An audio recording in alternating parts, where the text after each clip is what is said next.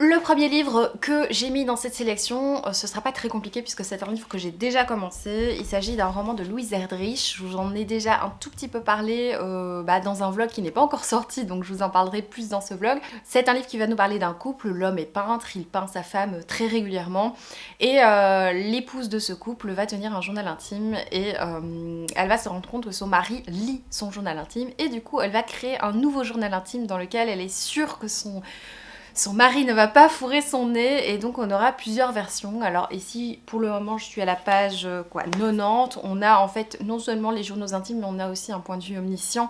Du coup on a pas mal d'informations sur le mari, sur sa vie de tous les jours et aussi sur ses émotions par rapport à ses découvertes. Je vous donnerai plus d'informations sur ce livre durant le vlog qui sortira je ne sais pas quand, mais en tout cas c'est un vlog qui est en cours, donc ce sera une des lectures que j'aurai terminées au printemps, enfin j'espère, parce que je bloque un petit peu dans la lecture, mais je vous en parlerai plus dans le blog.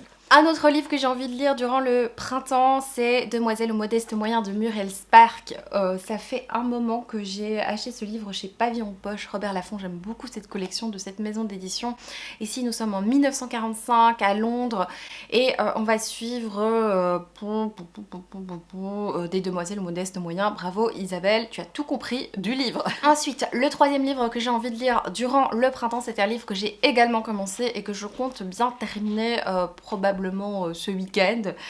Il s'agit des dangers de fumer au lit de Mariana Enriquez. C'est un livre que vous avez déjà vu je pense dans un dernier vlog. Je vous avais lu d'ailleurs des extraits.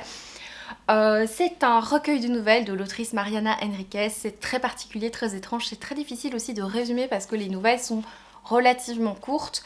En tout cas, il y a une petite dose de glauque. Je pense que dans le vlog, je vous disais que ça commençait bien glauque, mais en fait, je crois que pour le moment, la nouvelle la plus glauque, c'est la première. Après, c'est juste étrange et bizarroïde. Donc, on va voir pour la suite, mais je compte bien terminer ce livre pour le printemps. Je me suis procuré le merveilleux, magnifique L'impératrice du sel et de la fortune de Engi Vo. Je ne sais pas du tout comment on dit son nom de famille, je m'excuse pour la prononciation. C'est publié chez La Talente, c'est un tout petit livre, tout petit récit. Ici on nous dit que c'est un récit splendide, magnifiquement écrit, à la fois tragique et triomphant. Je vous avoue que j'ai pas envie d'avoir plus d'informations sur le résumé de ce livre parce que il est quand même extrêmement court, donc j'aimerais en savoir le moins possible. C'est quand même, la lecture en général est beaucoup plus agréable quand je sais très peu de choses sur le livre. En tout cas déjà les illustrations sont splendides. Je ne sais pas si c'est illustré à l'intérieur, ce n'est pas le cas, mais la couverture est magnifique et j'aime beaucoup ce petit format splendide. J'ai choisi un livre qui s'appelle Les chats ne rient pas de Mukai Kosuke, de Kosuke Mukai plutôt, c'est chez Piquier. J'avais été intriguée par le titre que je trouvais fort rigolo parce que c'est vrai, hein, les chats c'est quand même pas les êtres les plus rigolos de l'univers. Dans ce livre, on va réunir 3 personnages qui vont venir réconforter un chat en fin de vie. Il semblerait, donc il va se former un étrange ménage à 3 composé d'une jeune réalisatrice de cinéma, son mari journaliste et son ex-compagnon, et donc j'imagine qu'on aura peut-être le point de vue du chat. Je pense que la présence de ce chat va être essentielle dans cette histoire. J'ai hâte de voir ce que ça donne, ça a l'air très poétique. C'est un roman traduit du japonais par Myriam Dartois Ako. Bon, je vous en parle très souvent, il est souvent dans mes piles à lire, mais j'ai très envie de lire Loin de la foule déchaînée de Thomas Hardy. Je ne suis pas certaine de le lire dans cette édition, je vous en ai déjà parlé 1000 fois du fait que je ne suis pas certaine de la qualité de la traduction, mais ceci dit, je pense que c'est ma seule version, donc en fait j'ai pas trop le choix. Je crois que je vais le lire dans cette édition, je vais regarder qui l'a traduit. Bah, écoutez, ça fait longtemps que j'ai envie de lire ce livre. Moi j'ai déjà vu le film adapté, mais il y a quand même pas mal de temps, donc j'ai oublié des éléments. C'est le film qui était avec Mathias Schoenaerts, il me semble. C'était, il me semble, une très belle histoire. Maintenant, je n'ai plus trop de détails sur cette aventure, Loin de la foule déchaînée. Donc je peux pas vous en dire plus. On est sur du roman plutôt victorien. Ensuite, un livre, ça fait longtemps que je dois le lire. Je l'ai un petit peu oublié. Il est caché dans la sélection de l'Iconoclaste. Il s'agit de Et pourquoi la vie de Colline Pierret, qui va reprendre en fait l'histoire de Sylvia Plath si elle ne s'était pas donné la mort. Donc on réinvente le destin de cette icône féministe et je trouve ça tout simplement passionnant. Donc c'est un livre que j'ai très envie de lire depuis un moment. Moi j'ai encore jamais découvert l'écriture de Sylvia Plath. Je n'ai pas encore lu de ses livres et je me suis dit que ça pourrait être une bonne entrée en matière en espérant que ça ne spoile pas tous ses livres. Parce que c'est vrai que souvent les romans qui vont s'inspirer de la vie de certains écrivaines spoilent un petit peu les livres. Donc Et pourquoi pas la vie de Colline Pierret chez l'Iconoclaste. Dans cette sélection, j'ai mis un roman que j'ai envie de lire depuis très longtemps et je l'ai reçu pour Noël, j'en suis vraiment ravie. Il s'agit du livre de Collie de M.R. Carré. Alors dans ce roman, on va suivre l'histoire de Collie pour qui l'avenir est tout tracé. Il me semble qu'on est dans une histoire d'anticipation. En fait, j'en sais rien. Je sais que à l'époque, qui est-ce qu'on avait parlé? Ça doit être Paper Palace, je ne sais plus. Quelqu'un en avait parlé et j'avais tout de suite accroché au résumé. Ça m'a donné super envie. Un univers vraiment très bien fait. J'ai l'impression que c'est plus de la science-fiction, mais en fait j'en sais rien. Le résumé ne m'informe pas du tout de ce que ça va être. C'est une histoire authentique, une histoire profondément humaine, mais je ne sais pas du tout en fait. Il me semble à l'époque, je pensais que c'était de la dystopie, mais je ne suis même pas sûre. Donc vous voyez, mes piles à lire, c'est jamais très intéressant, j'en suis bien consciente, mais bon, c'est un peu le principe d'une pile à lire, t'as pas lu le livre. Ça fait longtemps que j'ai envie de lire l'autrice Joyce Carol Oates. J'ai pas mal de livres dans ma pile à lire et j'espère que ce n'est pas une erreur, hein, parce que si je n'aime pas ce qu'elle écrit, je vais devoir me débarrasser des livres que j'ai de l'autrice. J'ai envie de commencer avec Les Chutes que j'ai acheté très récemment. Alors ici, on va suivre l'histoire d'une femme qui est veuve au matin de nuit de noces hallucinante. Son époux, qui est pasteur, s'est suicidé en se jetant dans les chutes du Niagara. Et elle se sent un petit peu maudite, elle se sent vouée à jamais au malheur. Et un jour, elle va rencontrer Dick Burnaby, un avocat qui tombe follement amoureux d'elle. J'ai pas envie d'en savoir plus, mais je pense qu'il va y avoir un meurtre dans cette histoire. Je sais pas trop ce que ça va donner. Alors c'est un petit pavé, c'est vrai que c'est pas toujours une bonne idée pour moi en tout cas de commencer à découvrir un auteur avec un pavé, mais voilà, c'est comme ça, j'ai envie de lire celui-là. C'est vraiment le résumé qui me tente le plus pour le moment de Joyce Carol Oates. Donc ce sera sans doute celui-là au printemps. Alors un livre que j'ai envie de lire depuis longtemps, que j'avais acheté en français, même si c'est vrai que quand il n'était pas encore sorti, j'avais très envie de le prendre en anglais. Puis j'avais vu qu'il allait sortir en français, je me suis dit ça va être plus facile pour moi de le sortir. Et du coup, j'ai envie de lire La maison au milieu de la mer cérulienne de T.J. Klune.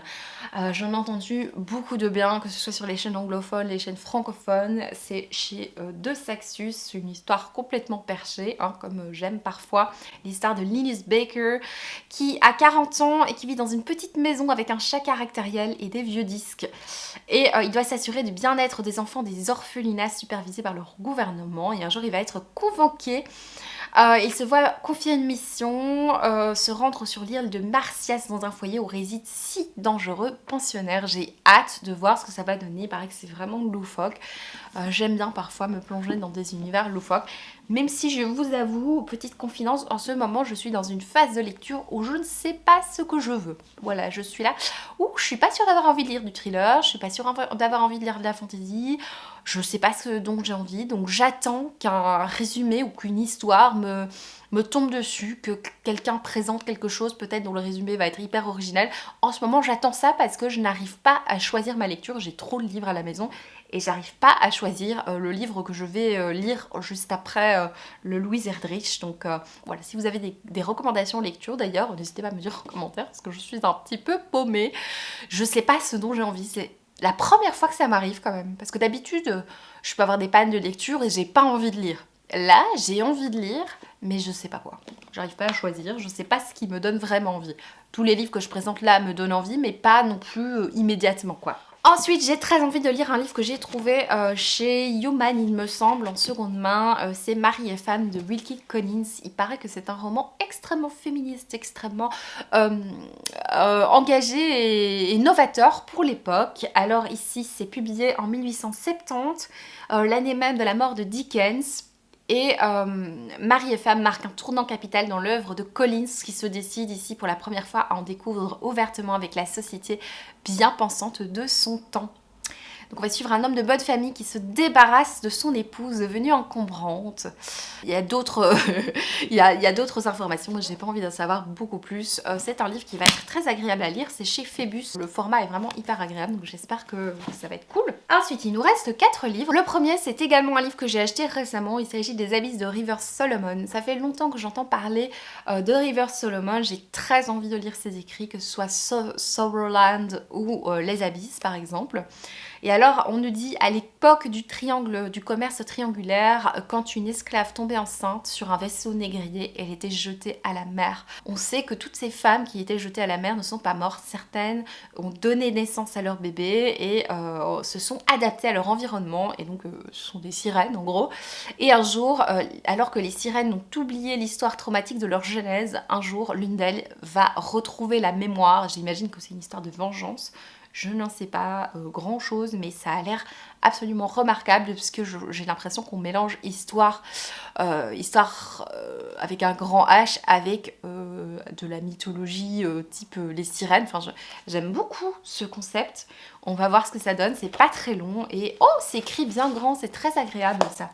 Alors un livre que j'ai acheté très récemment, que j'ai commencé, pour lequel j'accroche pas parce que justement c'est pas forcément ce dont j'ai envie, mais je sais qu'à un moment j'aurai envie de lire ça. Il s'agit de Ce que Magellan n'aimait pas de Michel Galland. Il me semble que c'est de la littérature irlandaise. Ça se passe en Irlande du Nord. On va suivre Magellan qui vit avec sa mère et on va suivre des thématiques très profondes. Alors je ne sais pas trop de quoi on parle. Ici on est au tout début. On va suivre Magellan dans sa vie tous les jours qui travaille dans une friterie. Je vous jure, à chaque fois que je lis ce livre, que je me plonge dans ce livre, j'ai envie de frites. Ce qui est très dur parce que j'adore les frites et c'est pas non plus le truc le plus sain de l'univers. Hein.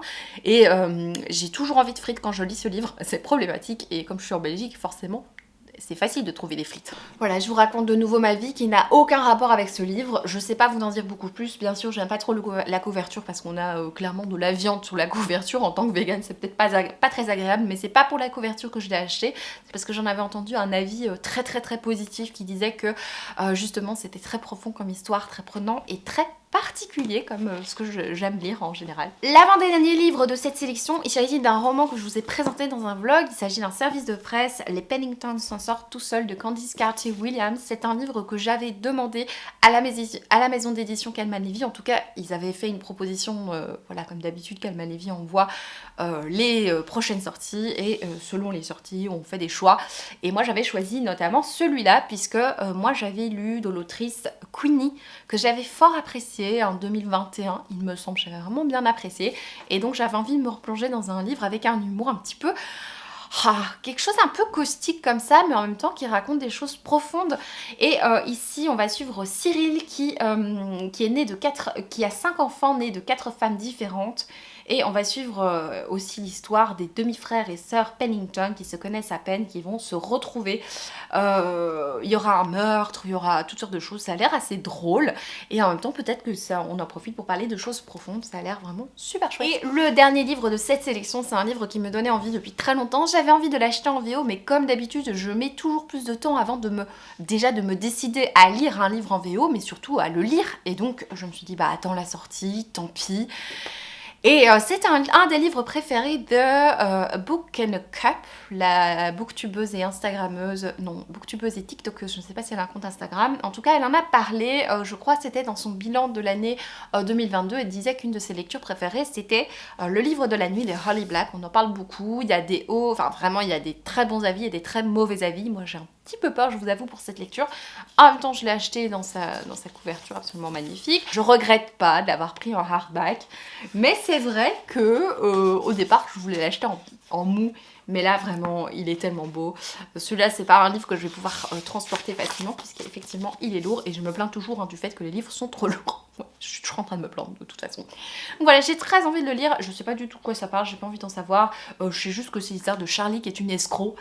Et un jour, elle va trouver un livre et voilà, un univers va s'ouvrir à elle. Je ne sais pas plus, je n'en sais pas plus. J'ai très envie de voir ce que ça va donner.